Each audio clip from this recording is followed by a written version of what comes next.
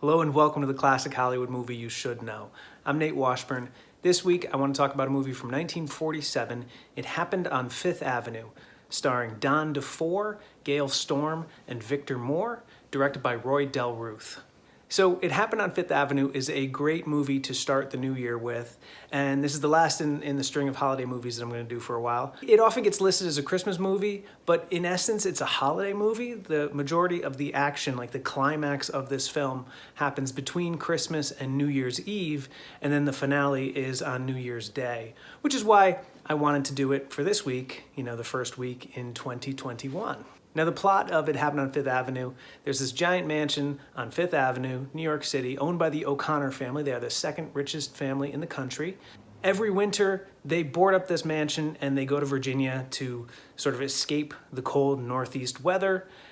When this happens, this tramp, his name is Aloysius T. McKeever, played by Victor Moore, he sneaks into this mansion and lives. He wears Mr. O'Connor's clothes, he eats their food, he almost lives like a king in this abandoned house. And on a walk in Central Park, he encounters Jim Bullock, an ex-GI, this is just post-World War II, who's out of work, doesn't have a place to live, so McKeever invites him to live in this boarded up mansion for the season, for winter, be safe from the cold.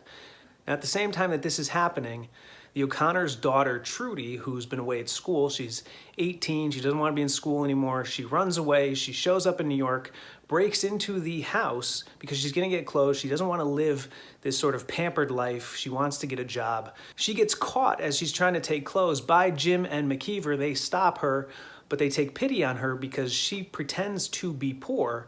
They invite her to live in the house as well.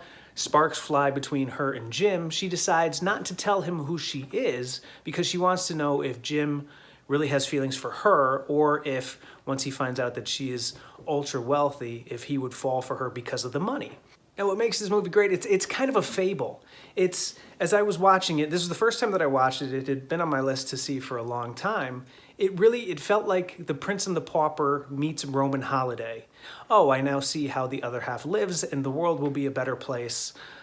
That's sort of the essence of this story. That's why it's almost like a fable, but it's so well done. There's so much heart and so much charm in it that it makes you feel good by the end of it. And the main reason for that is the performance of Victor Moore as Aloysius T. McKeever, the original tramp, the guy who discovers that you can live in the O'Connor's house. He figures out a way to get in.